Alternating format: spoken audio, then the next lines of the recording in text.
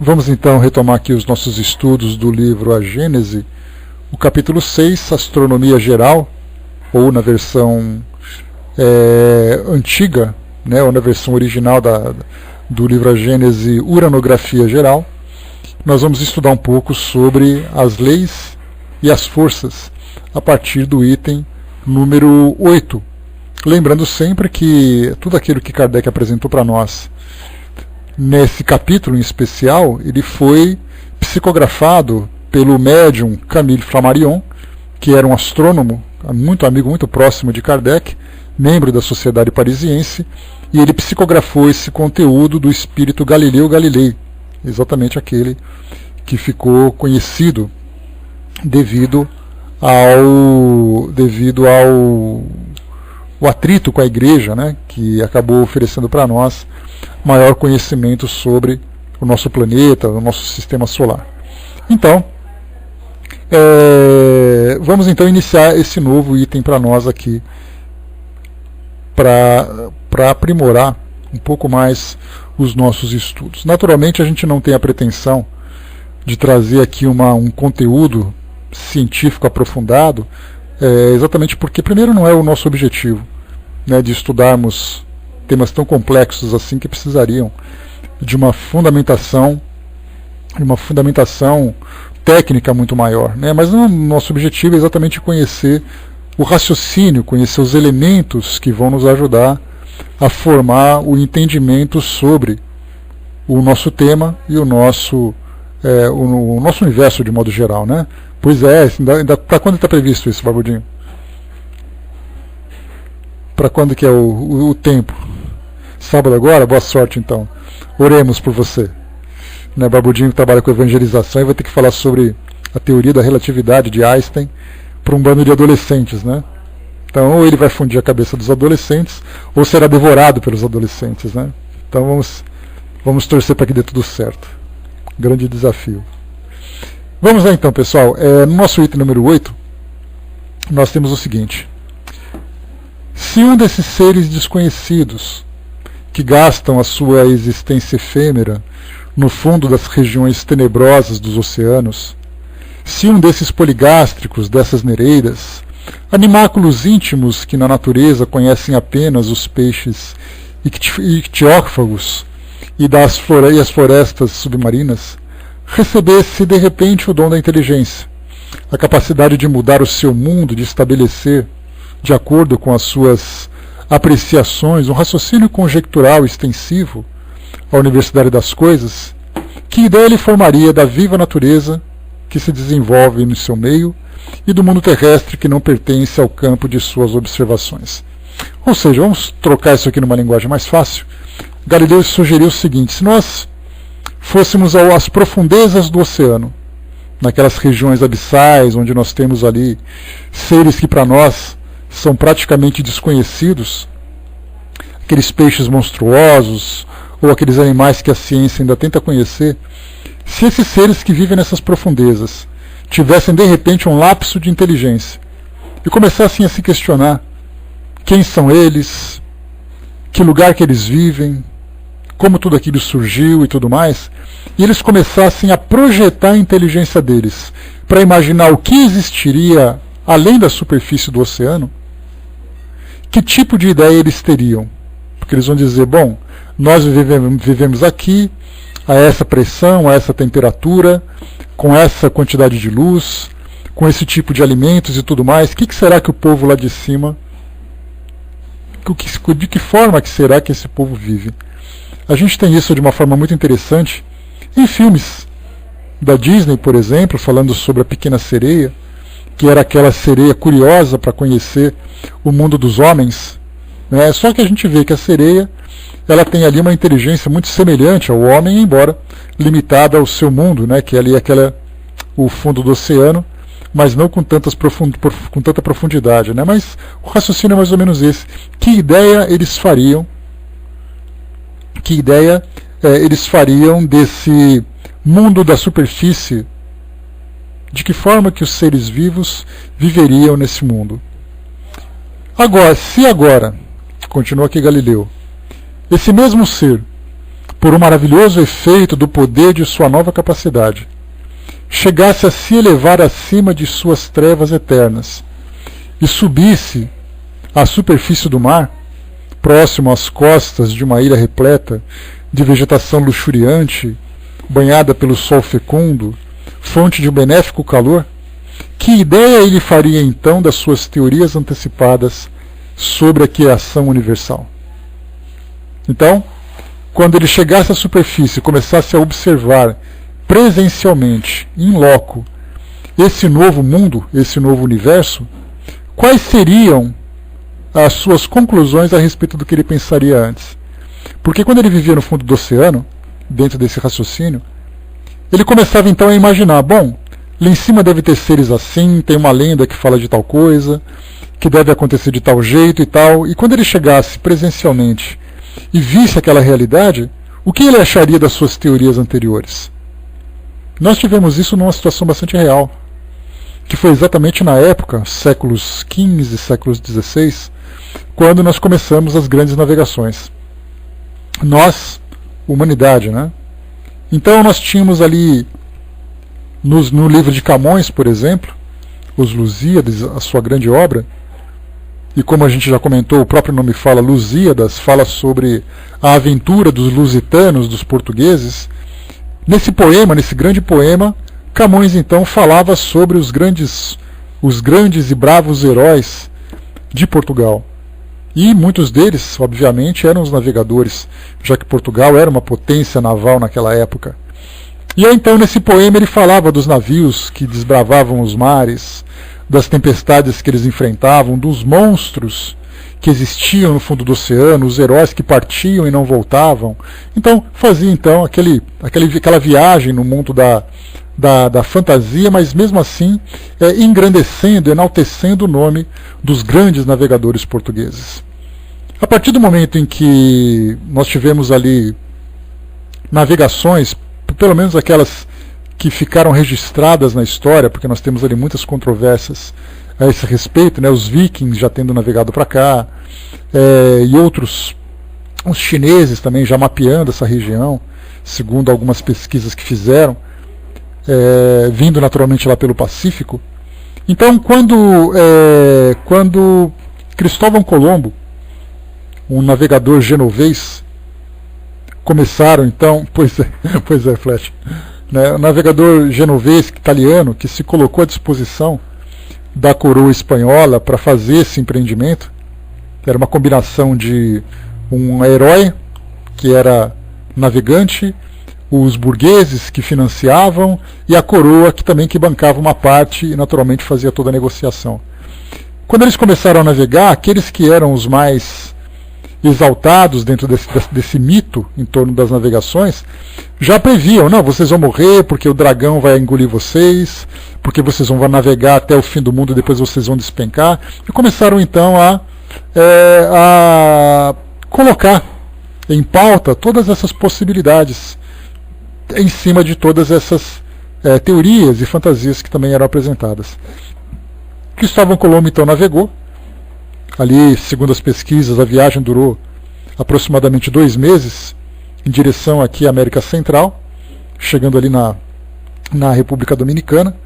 E aí então voltaram, encontraram os índios, aqueles primeiros seres que viviam aqui, aqueles primeiros nativos, tanto que eles se chamam índios, porque os espanhóis acreditavam que tinham chegado às Índias Orientais, porque se eles chegassem, imaginassem em outro lugar, os índios teriam outro nome. Os índios não se autotitularam índios, né? Eles receberam o nome de índios. E aí depois voltaram para contar.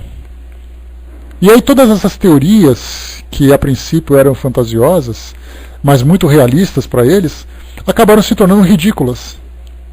Não existe dragão nenhum, não existe fim de mundo nenhum, a teoria do geocentrismo, né? Ou melhor, da circunnavegação, ou seja, navegar em torno do mundo, que era o mundo redondo, era um fato. Então acabaram os dragões, acabaram a terra plana, acabaram o fim do mundo, acabaram a fúria e a ira de Deus, e se tornou então uma realidade. Vamos mapear. E aí, depois daquele navio, tantos outros navegantes vieram para cá, como Américo Vespúcio, que acabou chegando efetivamente ao continente, e que foi quem deu o nome ao continente, América, né? Se Colombo fosse um pouco mais ambicioso, tivesse um pouco mais à frente, nós teríamos Colômbia do Norte, Colômbia Central e Colômbia do Sul. Mas como o Américo Vespúcio foi mais esperto, então nós temos América do Norte, América Central e América do Sul. Então nós vimos que essa realidade histórica para nós, ela é exatamente aquilo que ilustra o que foi passado por Galileu Galilei. Primeiro nós temos teorias esdrúxulas, teorias fantasiosas e tudo mais, e depois nós tentamos fazer com que os fatos se encaixem nela, mas os fatos falam por si só. Então foi exatamente essa ideia que Galileu trouxe para nós. Se por acaso eles pudessem vir para cá, quais seriam as conclusões que eles tirariam de suas próprias visões, ou de suas próprias ideias? Teorias que ele logo abandonaria, substituindo-as por uma apreciação mais abrangente, mas relativamente ainda tão incompleta quanto a primeira.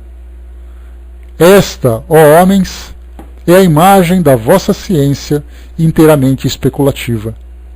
Então, nós podemos estender um pouco mais essa visão, que hoje nós temos a teoria de que o universo surgiu há aproximadamente 13,8 bilhões de anos, que o universo surgiu a partir de uma partícula única, de um átomo único, e depois de uma grande explosão o universo surgiu, que não existia nada antes disso tudo, ou que nós temos mundos paralelos, né, que a gente vai falar um pouquinho sobre a teoria das supercordas, né, ou dos super springs. Então, são teorias que são apresentadas para poder tentar dar um sentido para aquilo que nós observamos. O nosso planeta, há 4,5 bilhões de anos, foi formado, o Sol, aproximadamente 500 milhões de anos antes do nosso planeta, ou seja, há 5 bilhões de anos. Aí nós começamos a expandir para a galáxia, imaginar o que existe no centro do nosso sistema, da nossa galáxia, da Via Láctea, né, que é aquele miolo, aquele conglomerado de galáxias, de estrelas que tem ali no meio. Então nós estamos ali trazendo teorias, apresentando ideias, e a partir da evolução do nosso conhecimento, a gente vai selecionando. A ciência hoje, aliás, não podia ser diferente, a ciência tem essa... Se por um lado ela tem a arrogância de se colocar como dona de todo o saber, por outro lado ela tem a humildade de se transformar conforme as respostas forem chegando, abandonando velhos sistemas. Então nós temos assim exatamente esse processo. Então hoje, essa ideia da criação do universo, da criação do cosmos de modo geral, ela é aquilo que a gente tem de melhor. Se os espíritos, observando essas nossas ideias, se eles riem, se eles concordam, se eles ficam apenas na expectativa de novas descobertas, nós não sabemos. Mas certamente a ciência hoje apresenta a sua verdade. Mas é uma verdade relativa, não é uma verdade absoluta. Aliás, a ciência jamais pode se colocar numa condição de detentora de uma verdade absoluta. Ela não pode ter essa pretensão, essa arrogância. E de fato ela não tem. Tanto é assim que nós fomos percebendo, desde a época dos gregos, quando começaram a apresentar as primeiras teorias científicas, depois durante a Idade Média, após ali o Renascimento cultural, depois principalmente séculos 17 e 18, 18 e 19, né, onde nós tivemos grandes descobertas, né, da biologia, da física, da astronomia, da química, tantos campos científicos, os próprios cientistas perceberam que teorias anteriores foram superadas por novas ideias. Então hoje é o que nós temos de melhor. Então, o que será que acontecerá com essas nossas teorias se tivéssemos ali um grande boom intelectual e a nossa mente se expandisse, nos dando a capacidade de explorar os confins do universo, obtendo novas respostas? Qual seria a nossa reação diante dessa grande transformação de ideias? Então isso que Galileu traz para nós aqui.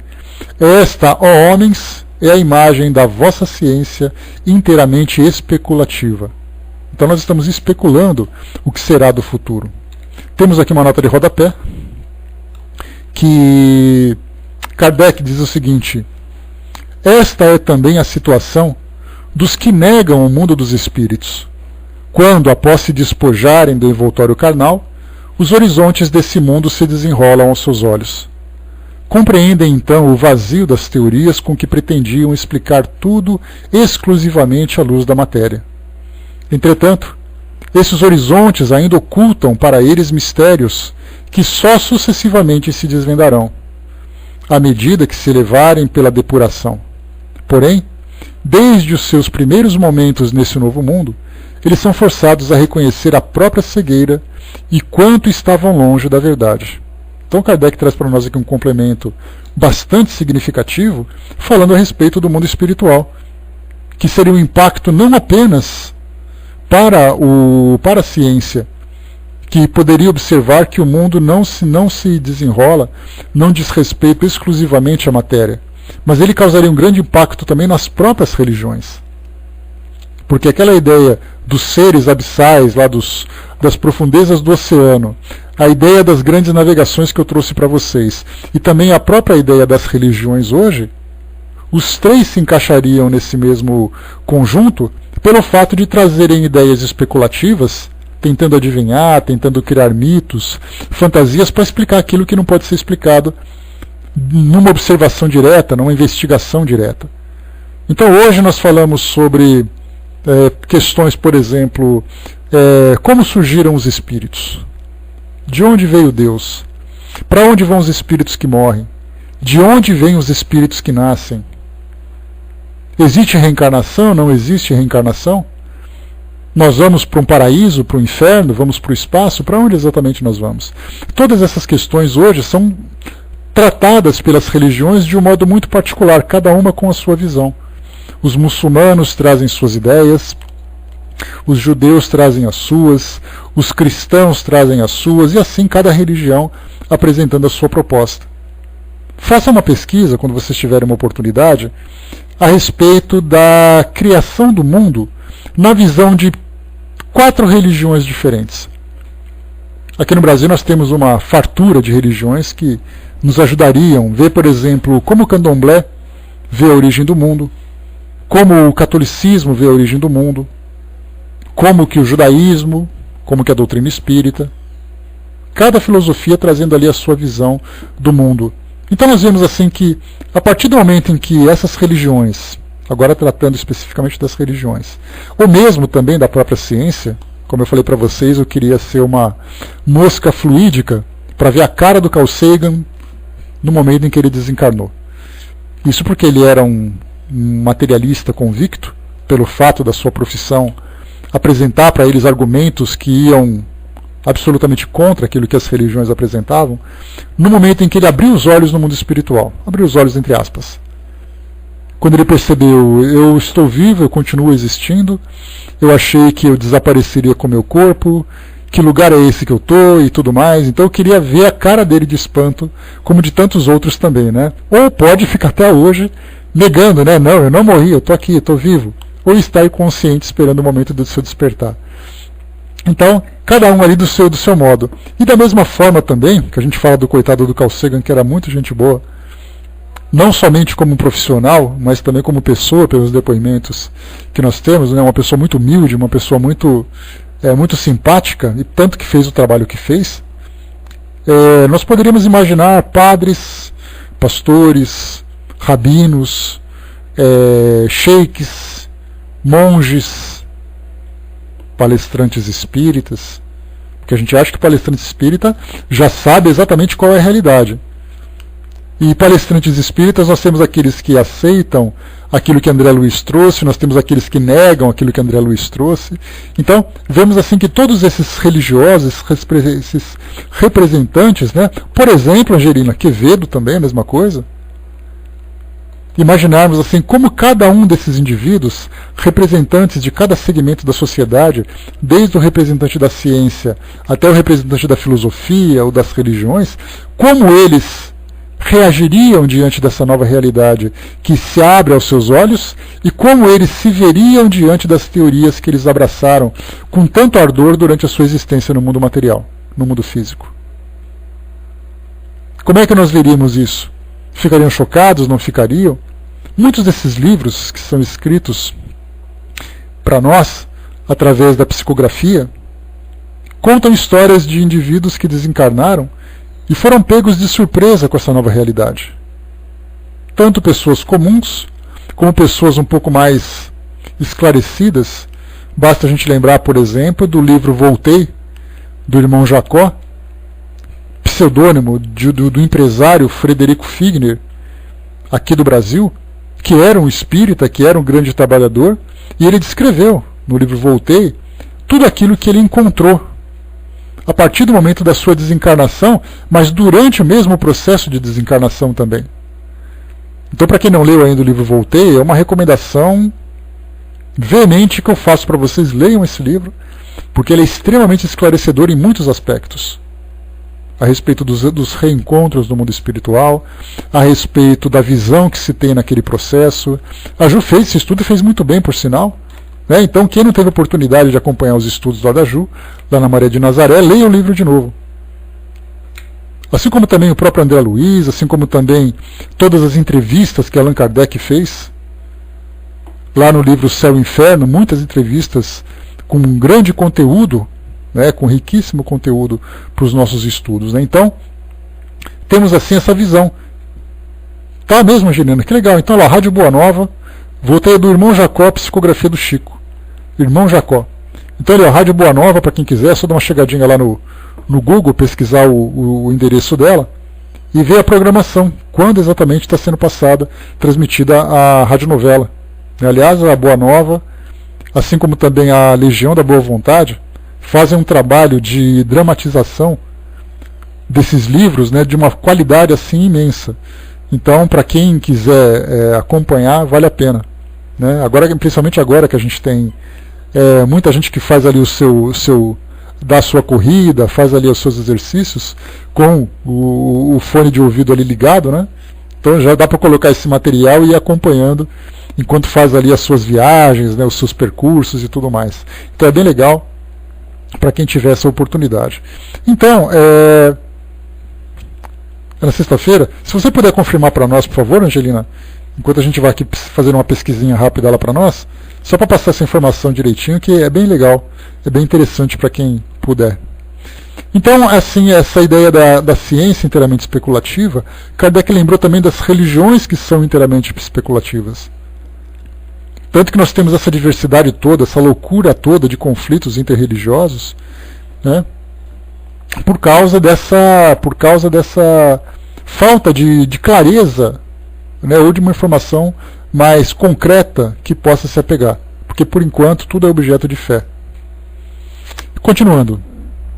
Então, logo que venho tratar aqui da questão das leis e das forças que regem o universo, eu, que apenas sou como vós, um ser relativamente ignorante em relação à verdadeira ciência, apesar da aparente superioridade que me dá sobre os meus irmãos da Terra, a possibilidade que me cabe estudar questões naturais que lhes são proibidas, na posição de terráqueos, meu objetivo é somente vos expor a noção geral das leis universais, sem explicar detalhadamente o modo de ação e a natureza das forças especiais que decorrem dessas leis.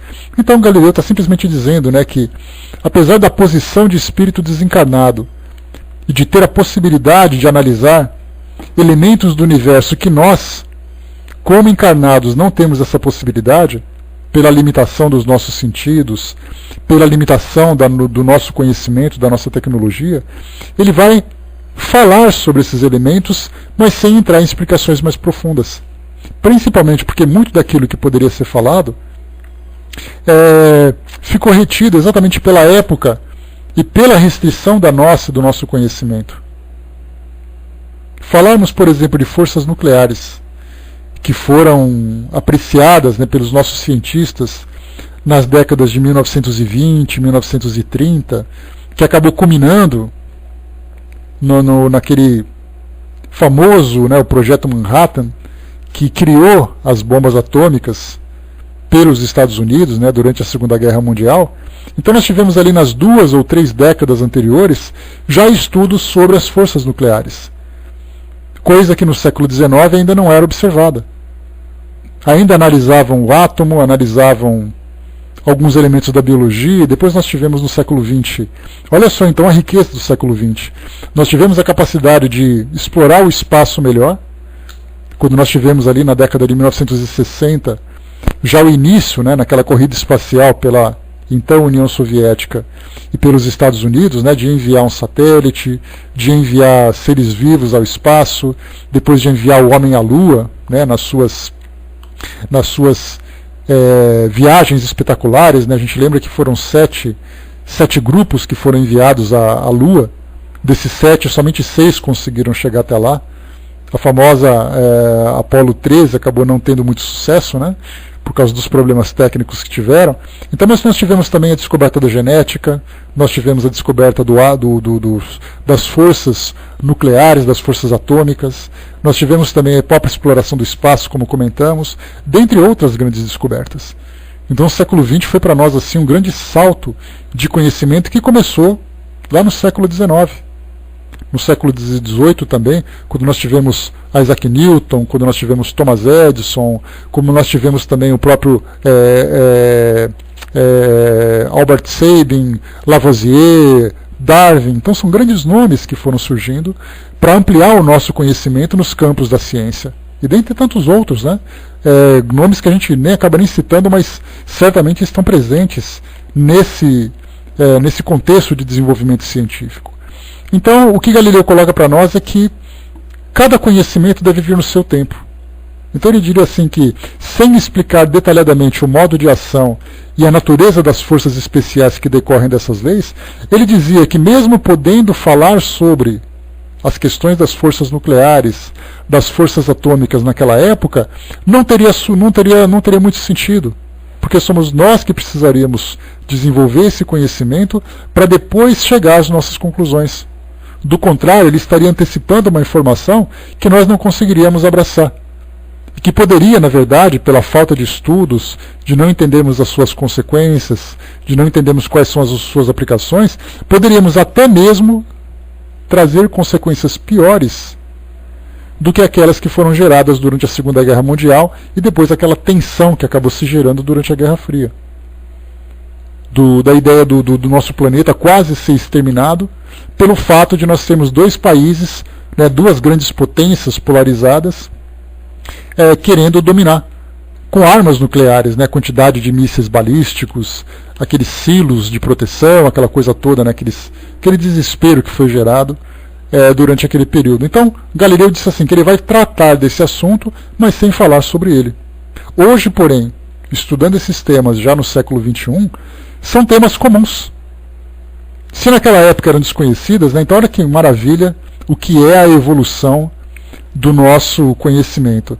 Se naquela época, na época de Kardec, de grandes homens da ciência, eles não tinham ainda conhecimento específico sobre essa questão, hoje no século XXI, uma criança de 12 anos de idade, estudando aquele nosso, o quinto ou sexto ano de uma escola fundamental, tem no seu livro um capítulo que fala sobre forças atômicas, sobre forças nucleares. Hoje um aluno do ensino médio é capaz de fazer cálculos sobre urânio, sobre plutônio, sobre bombas atômicas, radiação, usinas nucleares, coisa de 1,5 séculos depois. As nossas crianças, que embora odeiem essa matéria, fazem parte, né? Todo esse conteúdo faz parte daquilo que elas estudam na sua vida acadêmica normal, sem fazer nada de grande espetacular. Luiz colocou, né, no século XX 2 guerras mundiais.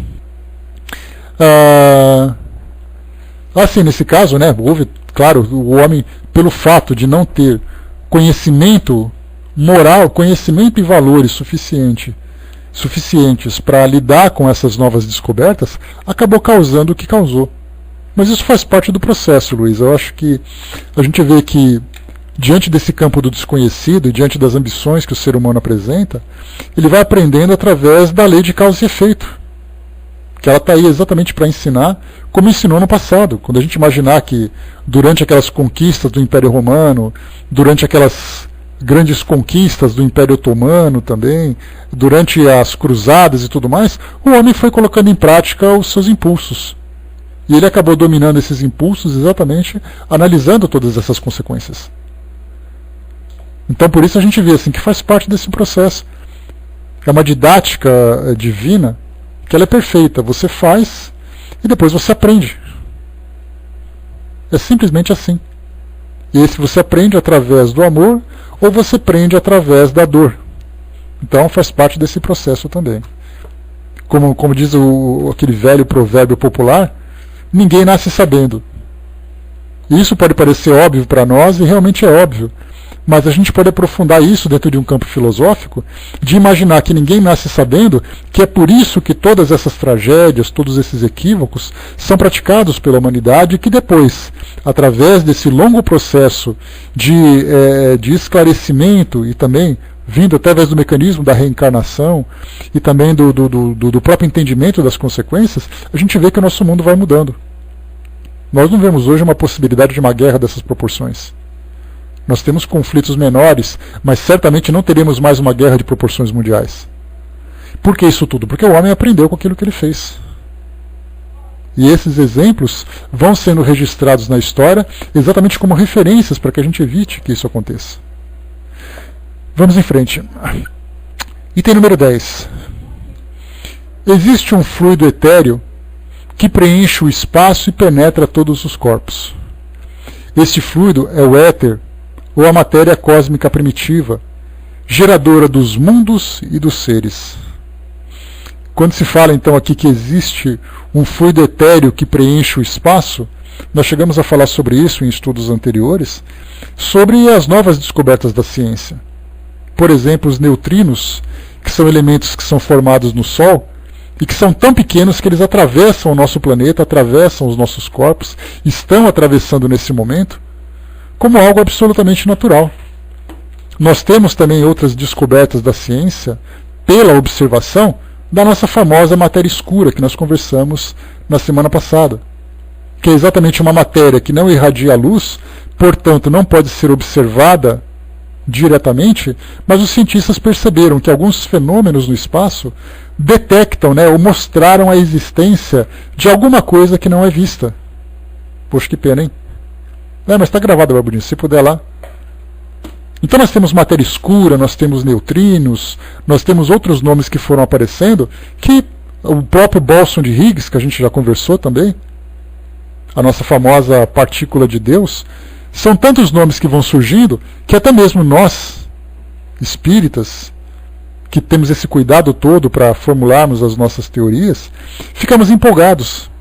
Quando apareceu a mecânica quântica, que é exatamente ali uma parte de uma cadeira da física que estuda o movimento dos elétrons, entre as camadas, ou a irradiação das energias dos elétrons, quando eles se movimentam entre as camadas, já começamos a falar assim, com a física quântica nós vamos descobrir o mundo espiritual. Sem sequer saber o que é física quântica. Porque nós imaginamos que aquele tipo de energia liberada pelos elétrons é o mesmo tipo de energia que existe no mundo espiritual. Se nós não conhecemos a energia do mundo espiritual, como é que a gente pode dizer que houve uma aproximação? Muito bem.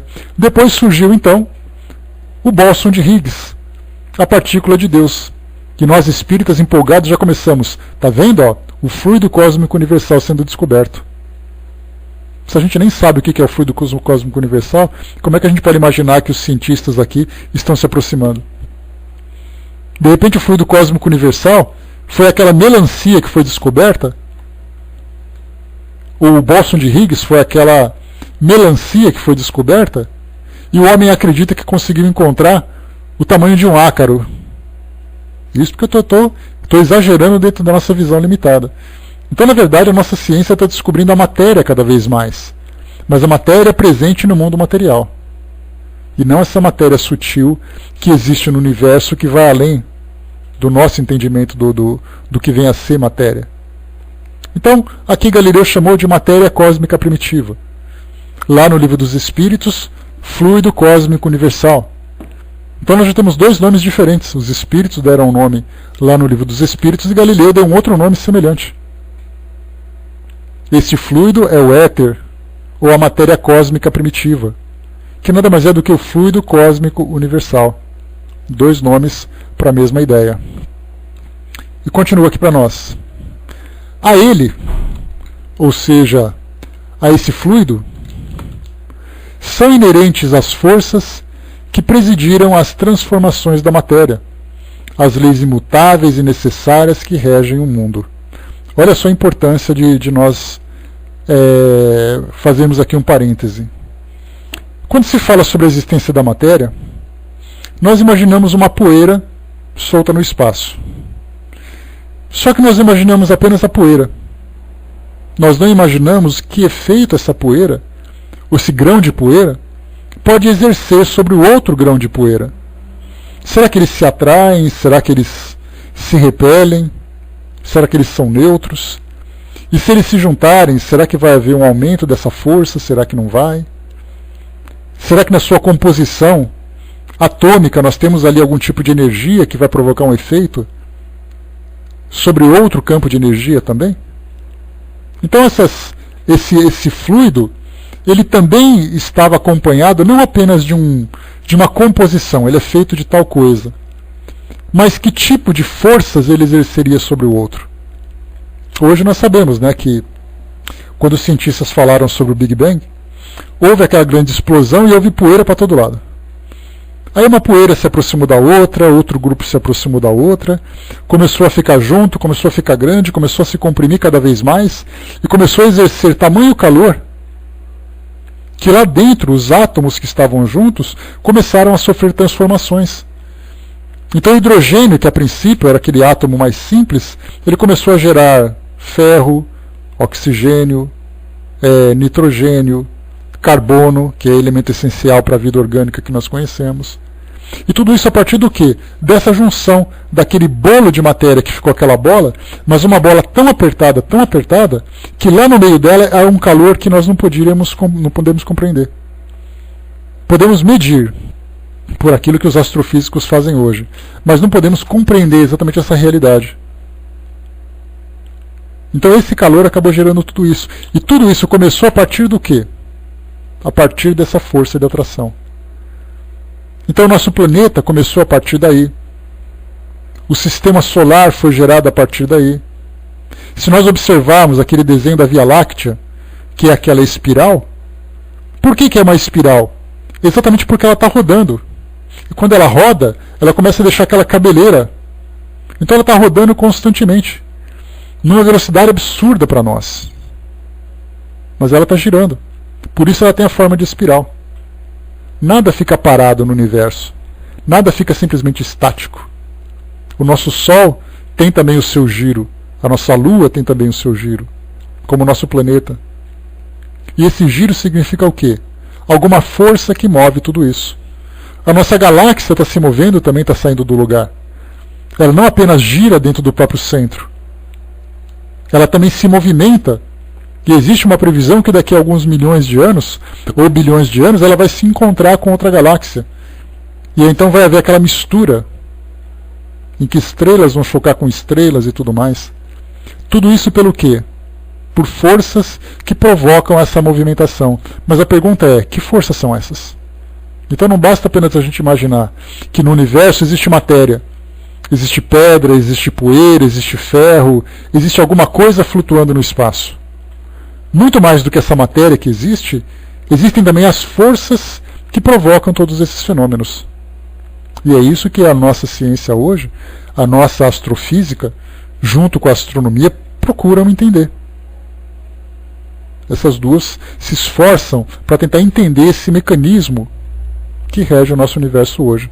A expansão das estrelas, segundo o nosso cientista Edwin Hubble, né, que falava sobre a idade do universo a partir dessa movimentação. Forças. Que forças são essas? Babudin colocou a astrofísica, já sabe que conhece apenas 4% do que existe, que há 6 vezes mais matéria escura, detectável pela gravidade, do que matéria propriamente dita, e 4 vezes mais energia escura, detectável pela expansão do universo, que não está desacelerando, do que matéria escura. Então os astrofísicos sabem que não tem motivo para se orgulhar de seu conhecimento. Exatamente isso. Deu aquela baixada de bola tomaram aquele chá de humildade e perceberam, né, que se nós achávamos que conhecíamos tudo, porque os nossos telescópios detectavam esses objetos, percebemos que esses objetos detectados ou detectáveis representam apenas isso, esse 4% do universo. É o exemplo que eu trouxe para vocês no nosso último encontro. Se imaginarmos aquele grande bolo com cobertura e recheio, toda a massa do bolo é uma matéria que ninguém conhece. Ou seja, 90 e tantos % dessa matéria é uma massa desconhecida. Nós conhecemos somente um pouco da cobertura, um pouco do recheio. E olha que é um bolo muito pobre pela quantidade de massa que a gente tem. Ou então uma pizza que a gente pode colocar, aquela pizza bem pobrezinha, em que toda a massa de farinha ninguém sabe o que é. Então a gente conhecia a azeitona se achando os donos do mundo, né? E percebemos que a azeitona está em cima de alguma coisa que ninguém sabe o que é. E não sabe mesmo, ninguém sabe do que é feito. Não que exista um elemento, importante a gente lembrar disso, desconhecido para nós. De repente é um elemento que está na nossa cara, mas que ninguém sabe o que é. Porém, a teoria é, se esse elemento não irradia luz, e nós hoje somos capazes de detectar a luz no universo, por que esse elemento não tem luz? Por que ele não irradia nenhum tipo de energia? Esse é o grande enigma que hoje a nossa ciência, que explora o universo, acaba enfrentando. O que são esses elementos que provocam esses efeitos que nós não entendemos? Continuando.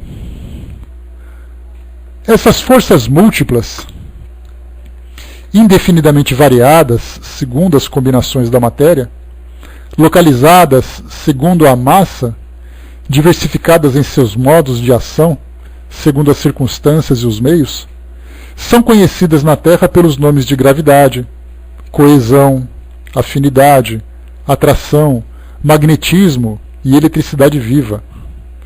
Aqui nós temos uma nota de rodapé feita pelos revisores, né, dessa nova versão, mas a gente já atualiza pensando no seguinte, que o tamanho da força de atração, o tamanho da ação, da modificação da matéria dentro do Sol, por exemplo, é algo muito difícil de nós entendermos. Então nós percebemos, no caso de um quasar, ou no caso de uma galáxia distante, no caso de uma nebulosa, no buraco negro. Então nós temos assim vários locais ou vários eventos espalhados pelo universo que têm as leis da física que vão muito além daquilo que nós compreendemos. Tanto é assim que existe uma ideia que eu cheguei a comentar com vocês. O buraco negro, por exemplo, o que é? É uma estrela que foi se estreitando cada vez mais, se tornou uma supernova, ou seja, ela começou a se expandir e depois encolheu. A estrela estava morrendo. Só que ela foi se encolhendo e ela tomou uma proporção de encolhimento tão grande, além daquelas que são normais, que acabaram gerando um campo gravitacional absurdo e começaram a atrair tudo aquilo que estava próximo. Inclusive a luz, pelo fato da luz irradiar, a luz nada mais é do que emissão de fótons. Fótons é um elemento de matéria. Se é matéria, é atraído. E aí então esse buraco negro se tornou um evento. E aí então nós temos ali um fenômeno chamado evento do horizonte. É o momento em que uma matéria se aproxima no limite de um buraco negro.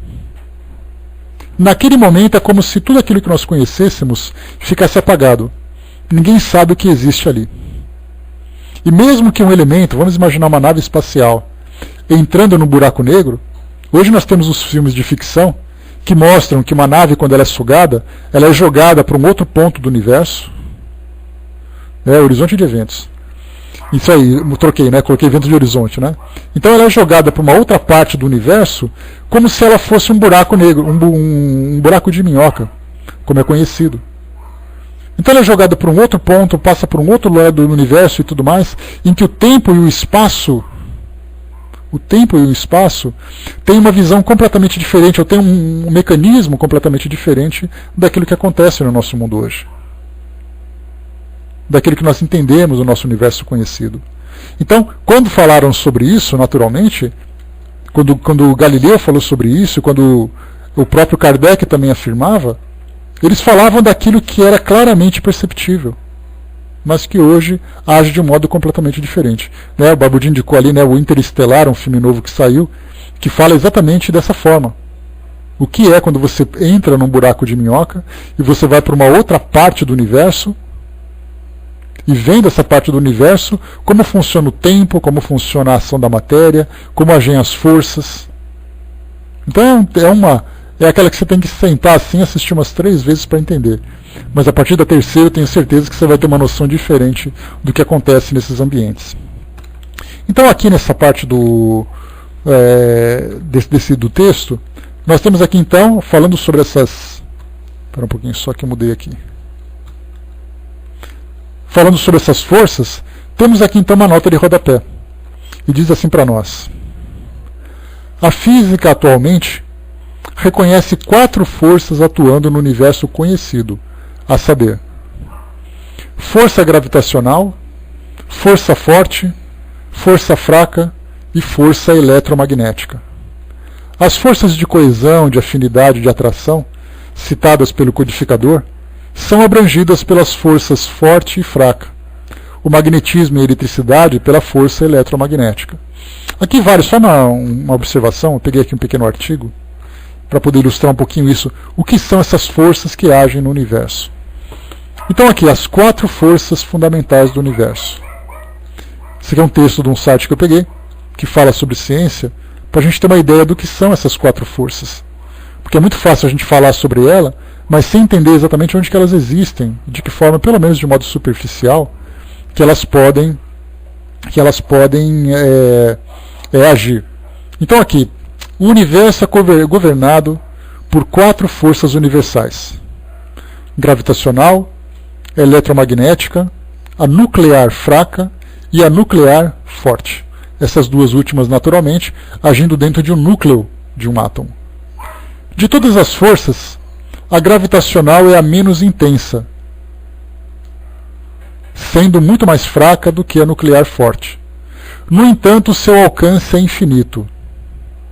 Ela só é considerada importante quando se fala de massas enormes como planetas, estrelas, etc. Então, a primeira força que a gente está falando é a força da gravidade.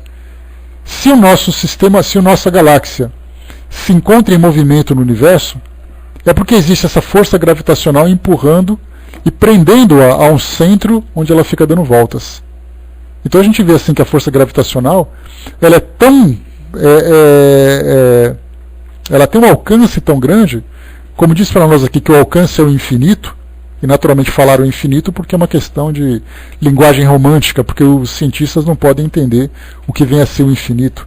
Mas nós podemos ver que 2 galáxias podem se encontrar presas umas às outras, tanto que elas podem se atrair e se chocarem, se misturarem, exatamente porque essa força ela é capaz de unir galáxias. Tamanho seu alcance. Mas ela só age sobre a matéria que nós conhecemos. Até mesmo a luz, considerada um tipo de matéria, ou mesmo essa matéria escura que é desconhecida, também tem a sua força gravitacional. Então tudo aquilo que é matéria sofre o efeito da lei da gravidade. A força eletromagnética também tem um alcance infinito, mas ao contrário da gravitacional, a força eletromagnética é muito mais intensa, sendo 1/100º mais fraca que a nuclear forte. Então a força eletromagnética nada mais é do que a eletricidade. A força nuclear fraca e a nuclear forte possuem um alcance muito pequeno, que só se verifica a nível atômico. A nuclear fraca é a mais fraca que a nuclear forte e que a eletromagnética.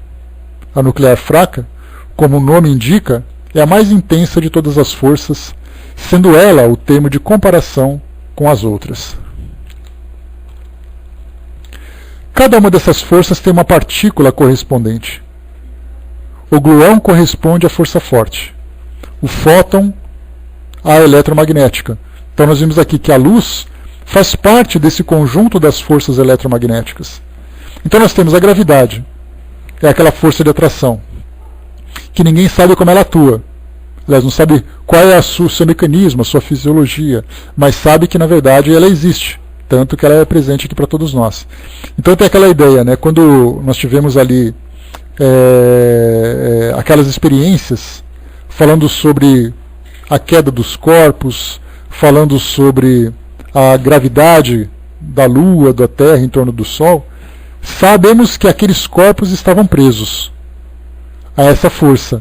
Mas o que será que existe nessa força capaz de prendê-las? Será que são tentáculos? Será que é uma corda que está amarrada?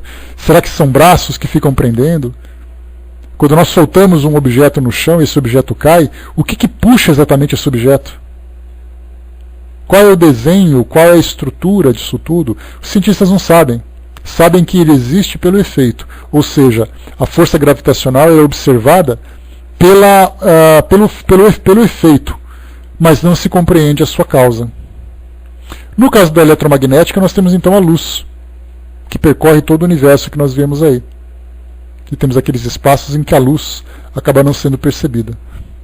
No caso da nuclear forte e da nuclear fraca, explica como interagem as partículas da matéria. Mas apesar da força gravitacional ser a força com que estamos mais familiarizados, ela não tem lugar nesse modelo. A teoria quântica descreve o mundo microscópico. A relatividade geral descreve o mundo macroscópico. As duas não conseguem entender-se, e até hoje ninguém conseguiu conjugá-las matematicamente no seu modelo padrão. Podemos, apesar de tudo, refletir que, como a gravidade não tem grande influência no mundo microscópico, a física quântica inteirou-se perfeitamente do modelo padrão, embora este exclua uma das 4 forças fundamentais. E aqui, só para a gente fechar, para colocar aqui a nossa cerejinha em cima do bolo, existe ainda um modelo chamado superforça, em que foi provado que a elevadas temperaturas, a força eletromagnética e a força nuclear fraca se juntam criando uma força mais intensa. Os físicos de hoje acreditam que, se aumentarmos a temperatura para valores elevadíssimos, a nuclear forte se juntaria às outras. E se aumentarmos ainda mais, até a força gravitacional se juntaria, criando assim uma superforça. Quando os cientistas dizem juntar, querem dizer impossível de discernir as 4 forças umas das outras. Este modelo, ao contrário do modelo padrão, consegue incluir a força gravitacional. Ou seja, essa teoria de uma superforça, em que lugar do universo ela poderia existir? Será que era exatamente essas 4 forças, essa superforça que juntava a matéria ou aquele átomo universal que teve ali no Big Bang? Será que a partir dali a matéria começou a se espalhar e as forças também se separaram? Então nós vemos assim que aquilo que a gente conhece no nosso dia a dia, naquele nosso arroz com feijão, conhecendo o básico, né, da eletricidade que a gente liga os nossos equipamentos, a luz que nós utilizamos para iluminar a nossa vida de um modo geral, a força da gravidade que nos ajuda, né, a entender esse mecanismo, né? Tanto que, para entender a força gravitacional, a partir do entendimento da força gravitacional, nós tivemos várias mudanças na vida comum, como, por exemplo, a aviação, como, por exemplo, o levantamento de pesos pelos guindastes. Um simples elevador sofre a lei da gravidade, pelo fato de nós termos ali um contrapeso exatamente na medida exata da quantidade de pessoas lá dentro. Os carros hoje, com seus amortecedores, os carros com seus motores, as ladeiras que nós construímos. Por que as nossas ladeiras têm essa inclinação e não tem uma inclinação mais íngreme? Exatamente porque nós tombaríamos. Mas por que tombaríamos? Porque a lei da gravidade está ali presente. Então nós temos situações simples do nosso dia a dia. Quando a gente vai comprar ali 1 quilo de tomate numa feira, no mercado, numa mercearia, aquela balança está calibrada de acordo com a força da gravidade. Então são detalhes simples do nosso cotidiano que nós utilizamos essas forças. Mas certamente no universo existem combinações e talvez outras forças que nós ainda não compreendemos. Como é o caso que nós colocamos dentro de um buraco negro. O que será que acontece lá dentro? Os cientistas não fazem ideia. Não fazem ideia porque nada que entra sai. Ou seja, se você envia uma onda de rádio, essa onda de rádio não volta. Se você envia uma sonda espacial, essa sonda não volta. Se um cientista entrar lá dentro, ele também não volta para contar. Então simplesmente ninguém sabe. Esses são os mistérios que nos aguardam aí pelo espaço afora. O Gilson colocou lá em cima, né? Acredito que nunca saciaremos nossa ignorância. A cada partícula subatômica descoberta, novos mistérios se apresentarão. E deve ser assim, Gilson. Eu acho que o conhecimento, acho não, né? O conhecimento é algo que o homem jamais deixará de buscar. Ele vai tentar explorar esse conhecimento o máximo que ele puder. Quando ele conseguir chegar no limite do conhecimento desse nosso mundo material conhecido, ele vai avançar para ir em novos campos. E vai avançar para tentar chegar no máximo. E aí nós entramos naquelas dimensões em que existem os espíritos puros. Aqueles espíritos que possuem uma afinidade direta com Deus. Qual é o grau de conhecimento que esses espíritos possuem? Nós também não fazemos ideia. Mas o nome puro já sugere para nós algo que vai muito, mas muito além do que nós podemos palidamente supor. O Gabriel colocou: o que acontece com alguma coisa que cruza o horizonte de eventos de um buraco negro se chama, pasmem, espaguetização. É um nome bem sugestivo. Então, se um cientista entrar lá, ele vai se espaguetizar. O que é isso? Não sei, espaguetizar. Entendam isso como alguma coisa que nós não fazemos ideia. Então temos ali todo esse conhecimento que o universo ainda nos reserva. Então eu li para vocês aqui essa parte do que são essas forças que nós temos hoje. Continuando, deixa eu acelerar aqui que falta pouquinho para o nosso tempo. Ora, assim como há uma substância simples, primitiva, geradora de todos os corpos, mas diversificadas em suas combinações, assim também todas essas forças dependem de uma lei universal, diversificada em seus efeitos, que se acha em sua origem e que, como pelos desígnios eternos, foi soberanamente imposta à criação para lhe imprimir harmonia e estabilidade permanentes. Então nós falamos que, se nós começamos a entender que existe aquela matéria primitiva, aquilo que nós entendemos como fluido cósmico universal, e esse fluido cósmico, sendo combinado das mais variadas formas, produz para nós também fenômenos ou forças, nós podemos imaginar que, assim como as combinações são infinitas, as forças também podem ser infinitas. Uma nota de rodapé para nós aqui, mais uma. Deixa eu pegar aqui. Tá. Aqui é uma nota do autor, de Kardec, né? Reportamos tudo ao que conhecemos e compreendemos o que escapa à percepção dos nossos sentidos, tanto quanto um cego de nascença compreende os efeitos da luz e a utilidade dos olhos. É possível, pois, que em outros meios o fluido cósmico tenha propriedades, combinações das quais não fazemos a mínima ideia, efeitos adequados a necessidades que desconhecemos, dando lugar a novas percepções ou a outros modos de percepção. Por exemplo, não compreendemos que seja possível ver sem os olhos do corpo e sem a luz, mas quem nos diz que não existam organismos especiais adaptados a outros agentes além da luz? A visão sonambúlica, que não é limitada nem pela distância, nem por obstáculos materiais e nem pela escuridão, é um exemplo disso.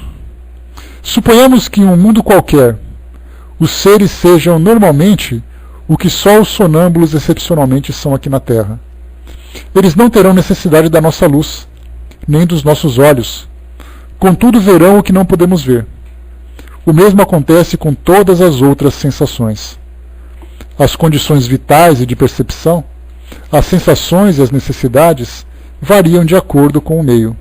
O que Kardec quis colocar para nós é o seguinte: quando nós falamos em sonambulismo, nós falamos no indivíduo que vive a experiência do desdobramento. É aquele indivíduo encarnado que, expandindo a sua visão, consegue perceber o mundo espiritual. É a dupla vista, como nós já estudamos. E Kardec propôs o seguinte: imagine num planeta, no mundo, em que todos os indivíduos tenham dupla vista. Perceberemos então que muitos sentidos físicos deixariam de existir, ao mesmo tempo que outros sentidos surgiriam. Então essa é uma visão. E hoje a nossa ciência nos proporciona uma situação interessante. Como nós conversamos nos nossos encontros anteriores, nós vimos a evolução da astronomia. Então inicialmente nós temos o quê? Primeiro o homem observava ao olho nu. Ele olhava para o céu e tentava identificar aquilo que estava ao alcance da sua visão. Depois veio, ali no século XVI, com Galileu, em 1609, para ser mais preciso. Um ano antes, um holandês, como nós comentamos, tinha inventado o telescópio para poder observar os navios dos inimigos. No caso, eram os espanhóis contra os holandeses. Galileu, então, pegou esse telescópio e apontou para o céu. E começou a facilitar a sua visão. A partir dali, nós começamos a ampliar cada vez mais a exploração do espaço, até que o homem começou, no século XIX, a trabalhar com a eletricidade. Aí ele começou a trabalhar com as ondas de rádio, começaram a surgir depois o conhecimento de outros raios que nós temos aqui, no caso, por exemplo, o raio-x, que surgiu.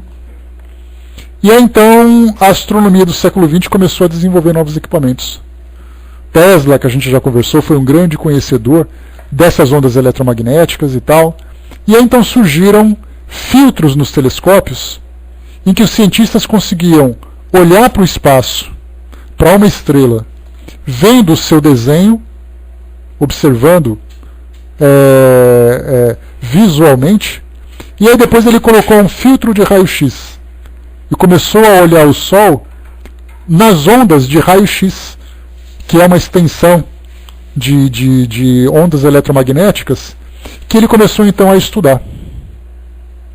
Depois do raio-x, ele veio então com os raios gama, que era um outro tipo de raio. Então ele percebeu que com cada filtro que ele colocava, ele conseguia ver o Sol de um modo diferente. Ou ver o espaço de um modo diferente. Então se o espaço era aquela grande mancha preta, com algumas manchinhas luminosas, quando ele pôs o raio-x, ele viu energias que ele não conseguia ver a olho nu. Quando ele começou a colocar o filtro gama, ele viu outra frequência de ondas que ele também não percebia. Esse mesmo tipo de experiência, como eu comentei com vocês, foi feito numa cidade, à noite. Pegou uma câmera e fotografou uma cidade à noite. Aí viu ali os prédios, as luzes dos prédios, dos apartamentos, e aí depois ele colocou o filtro de raio-x, depois o filtro de raio gama. É como se a cidade tivesse, apesar do seu desenho arquitetônico do concreto, é como se ela tivesse completamente diferente, pelos tipos de luzes que ela irradiava que o olho nu não percebe. Então, quando Kardec falou sobre a dupla vista, de um indivíduo emancipado, tendo a dupla vista, ver o mundo material que nós temos aqui hoje vivendo, com uma visão além dos nossos olhos, que só absorvem ali uma frequência de luz, aquelas cores do arco-íris, são as únicas cores que os nossos olhos percebem. Então a gente só consegue ver aquilo que fica colorido. Aquilo que não é colorido não pode ser percebido. É o que a gente tem dos raios, por exemplo, infravermelho, que são os raios abaixo da cor vermelha do arco-íris, e os raios ultravioleta, que estão acima da frequência mais alta. Então tudo aquilo que está acima ou abaixo desse espectro luminoso, nós não percebemos. E a pergunta é, mas será que o universo se resume apenas às cores do arco-íris? Obviamente que não. Acima disso e abaixo disso, nós temos os sons, nós temos as frequências de transmissão, por exemplo, de telefone celular, de micro-ondas, de rádio, de televisores, dos raios-x que nós fazemos ali no exame médico. O raio gama, que é feito também, é a mesma coisa, FM, AM, TV, todas são frequências que fazem parte dessas ondas eletromagnéticas. E a gente só consegue ver aquele pouquinho e só consegue ouvir aquele pouquinho. Nós temos os ultrassons, temos os infrassons. E tudo isso só pode ser percebido através do quê? De equipamentos de tecnologia, porque o nosso organismo tem essa limitação. Então quando Kardec fala sobre sobre a dupla vista, era o melhor exemplo que ele tinha para dar. Mas hoje nós falamos não apenas da dupla vista, mas de toda a tecnologia que nós podemos utilizar para fazer isso. São fotos magníficas. Eu vou pegar para vocês essa foto da cidade que eu comentei, que faz parte do documentário, e vou tirar só essas imagens para vocês verem o que é a fotografia normal e o que são as fotografias feitas com esses outros filtros, para a gente poder fazer uma comparação absurda do que é a limitação que a nossa visão tem. Continuando, para a gente acabar agora de vez. A natureza jamais se opõe a si mesma. O brasão do universo só tem uma divisa: a unidade e a variedade. Então, só tem essas duas possibilidades. Ou existe uma força que é única para todo o universo, um fluido que é único para todo o universo, ou ele pode ser visto também nas suas variações. Na escala dos mundos, encontra-se a unidade de harmonia e de criação, ao mesmo tempo que uma infinidade, uma variedade infinita, nesse imenso canteiro de estrelas. Percorrendo os degraus da vida, desde o último dos seres até Deus, a grande lei de continuidade se faz reconhecer. Aí a gente lembra do Livro dos Espíritos, do átomo ao arcanjo, tudo se conecta na natureza. Considerando as forças em si mesmas, pode-se formar uma série cuja resultante, confundindo-se com a geratriz, é a lei universal. Não saberíeis observar essa lei em toda a sua extensão, pois as forças que a representam no campo de vossas observações humanas são restritas e limitadas. Aqui a gente faz só uma provocação. Quando a gente olha para o espaço e vê aquilo que existe à nossa volta, a gente tem ali as nossas conclusões. Eu fico imaginando Jesus, como diz Kardec, um espírito puro por excelência, desencarnado olhando para o espaço, o que ele veria a partir da sua visão? Só para a gente ter uma ideia do choque que é compararmos a nossa inteligência com um espírito como Jesus. Isso porque falamos de um espírito conhecido. Imaginemos aqueles espíritos que vão além de Jesus. Jesus era colocado como governador do planeta. Imaginemos a pleiade de espíritos que controlam a nossa galáxia. O que esses espíritos veem que nós não imaginamos existir? Entretanto, a gravitação e a eletricidade podem ser consideradas como uma larga aplicação da lei primordial que impera para além dos céus. Todas essas forças são eternas. Explicaremos esse termo. E universais como a criação. Como são inerentes ao fluido cósmico, elas agem necessariamente em tudo e em toda parte, modificando sua ação pela simultaneidade ou sua sucessão. Predominando aqui, apagando-se mais adiante, potentes e ativas em certos pontos, latentes ou ocultas em outros, mas finalmente preparando, dirigindo, conservando e destruindo os mundos nos seus diversos períodos de existência, governando os maravilhosos trabalhos da natureza em qualquer ponto, que se realizem, assegurando para sempre o eterno esplendor da criação. Então, finalizando, Galileu colocou o seguinte para nós, que esse fluido cósmico, ele existe em todo o universo, só que em condições diferentes. E em cada uma dessas condições, ele tem resultados diferentes. Ele emite forças diferentes, ele reage de forma diferente. Tanto é assim que a matéria que nós temos hoje no nosso planeta é essa que nós conhecemos. É o mineral, é o vegetal, é o corpo físico, é a força da gravidade, é a eletricidade, é até a energia nuclear que nós já vimos. Mas e se a gente for num berço de galáxias? De que forma que essas forças reagem nesse lugar? Se nós formos para o centro do nó da nossa galáxia, onde existe aquela acumulação de estrelas, o que será que acontece naquele meio?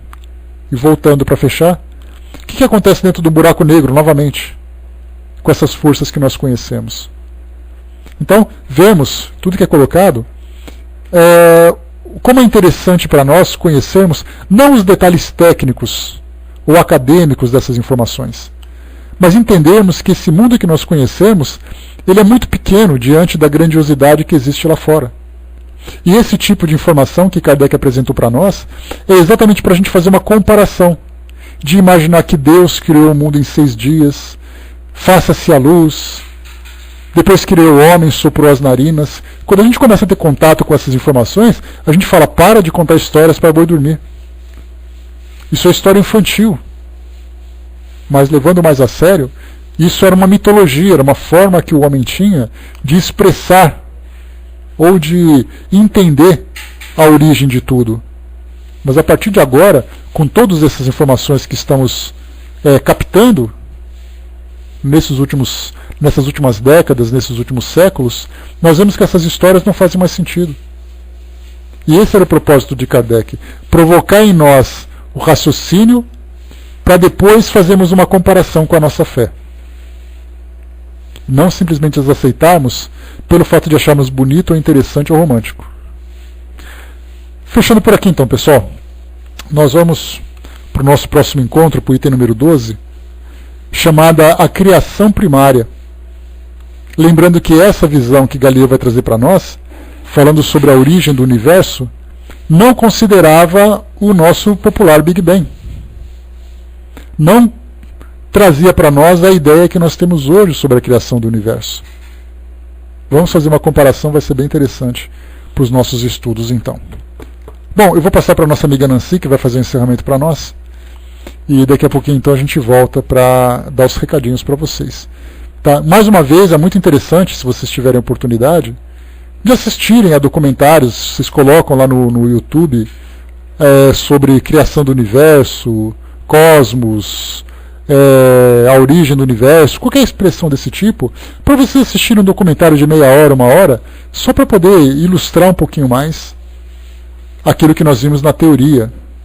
Mais uma vez, o objetivo não é nós nos formarmos como cientistas, mas essa mínima noção que nós pudermos ter desse assunto já vai ser suficiente.